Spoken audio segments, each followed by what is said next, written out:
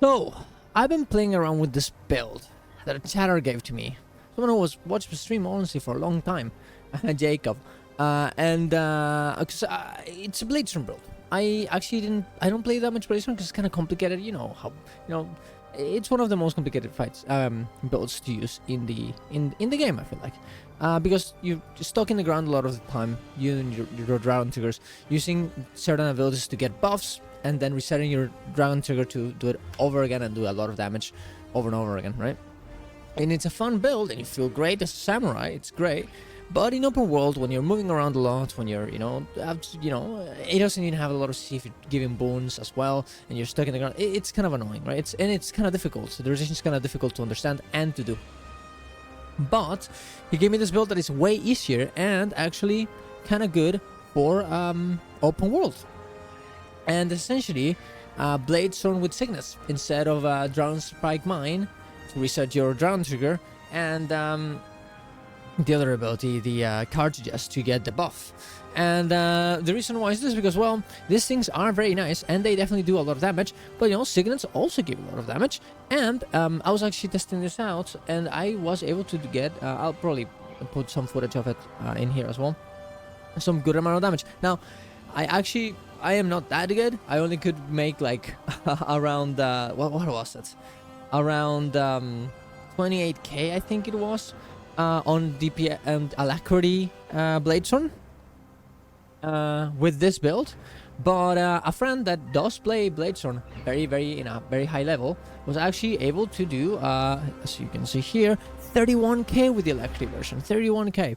Now the actual version with all of the mines and all of the great setup and big damage and whatever is instead. Let me see if I can see this in snow crows. You should definitely be careful with snow crows and the benchmarks, but I wanted to have a good idea of how to compare it with it. And it's around, this version is like 34k, so not, well, almost 35, but not bad at all for a build that is way easier. Like, look at this rotation. This is, it's a lot. It's a lot. The dragon, the overcharged charges, keeping up of charges up the buff, right? Using Dragon Strike Man in the right moment. It's kind of, it's a lot, right? But instead of with this build, you don't have to do it. You just have to use flow stabilizer to get all of your flow ready. And you have to just use your dragon trigger on rotation, and you're kind of done with everything. It's actually pretty nice.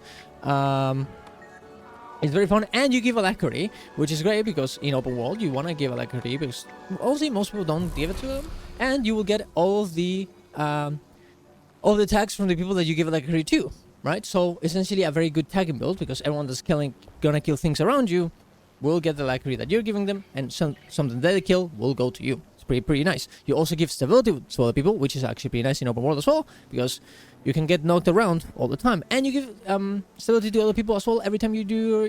Well, not every time, but most of the times that you do dragon trigger, because you essentially, when you use a burst skill, you will do soldier's focus as an internal cooldown. So not every time that you use your dragon trigger you will give this, but most of the time you will, right? Which is actually very nice. Giving stability 3 seconds to 5 allied targets in a race of 600, it's pretty good. You can only do it every 10 seconds, but still pretty good. And you do a good amount of damage. As 31k, it's pretty good for open world, and especially when you're doing it very easily. Now you can go for axe, which used to be the main weapon for bladesworn, and you can go for sword. It's actually a new build with sword.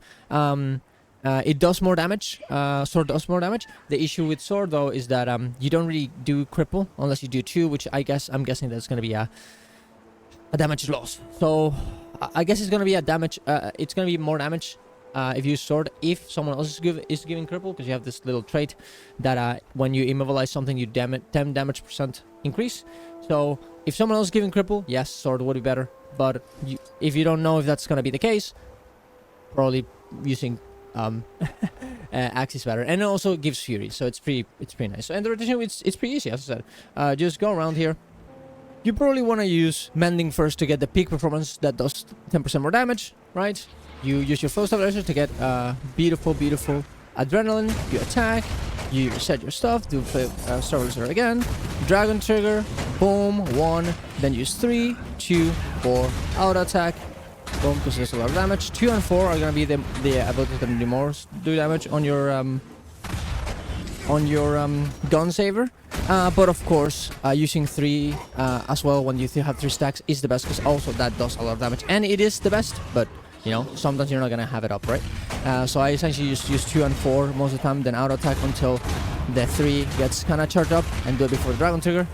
I canceled an auto attack there, which is a bit cringe, but I'm doing well. I don't have arc DPS up, but I'll just, you know, I'll just give you the video on how I'm doing it afterwards, right? And also, as you can see it here, I was in, you know, 30k, right? Now I kind of suck at this. My friend, as I said, does way better than I do, but you know, it's a good build. It's pretty nice, and the rotation is pretty awesome, right? It's pretty fast, right? You essentially, what you do is you do your main abilities that do a lot of damage, right?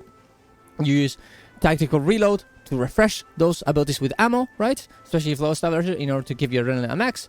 You use your dragon trigger, charge it up to 5, use the 1, right? Then go to gun saver, prioritize the 3 artillery slash because it does a lot of damage. 2 and 4 on that, and then auto attack when you're waiting, right? Probably don't, yeah, you don't want to interrupt your auto attack chain, of course, and you want to use all of your abilities here.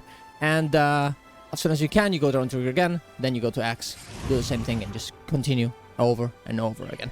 And as you can see, you can go around, and because you're using a lot of the time, because you're not as stuck doing dragon triggers all over the place all the time, and because you don't have Dragon Spike Mine, you can go around this, just move around, you know. I'm just gonna do all like that, yeah, just gonna move around, do little attacks, you know. You're gonna be chilling out, right? Yeah, sure, you have this, right? But you can move around with your 5 as well. And then when you have your Gunslaver, you also can just go around. You also have a range attack, as you can see here. I can, you know, move around, and of course I'll do a bit more less damage, but you'll still be able to just go around attacking while you're moving, which is very nice in open world. And the same thing goes, I guess, for your axe attacks, a lot of them. So it's a very flexible. Even if you're not in full range, full middle range, you will be able to do a lot of damage. And as you can see, the blades, the radius for your boons is also very awesome. Look, the point is that whenever I'm giving boons, it's a big radius. It's a huge 600 radius. It's huge, right? It's pretty useful for open world because people are moving around, right? So it's a very cool build. A lot of cool things that you can do with it in open world. For the equipment, you actually want Dragon Hunter runes, not Scholar like I have here. They're pretty similar, but for understand, after 2.2k power, it's better to bring Dragon Hunter. So because of the precision of Signal Fury, and you essentially having precision, you actually don't need the Thief runes, which is actually pretty nice. And this is one of the reasons why you get so much more damage than the other version, right? Full Berserkers, everything. Relic of the Thief. The only thing that changes, oh yeah, of course, City of Force and Siege of Accuracy, because you still need a little bit of crit chance. And this is actually pretty funny enough. It is the same set, the same setup that you would have on your normal bladesworn.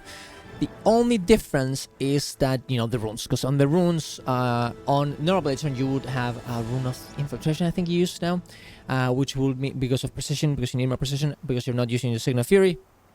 Therefore, you're gonna have to change that. But all of that is actually the same, which is actually very, very, very nice. Very nice.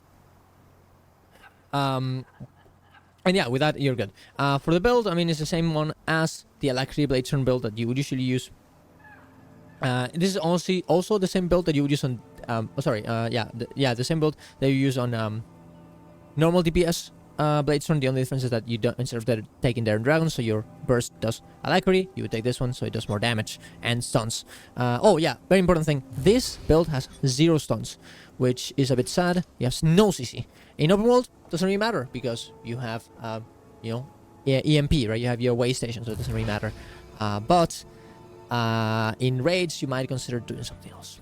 That being said, as I said, this is what it is, right?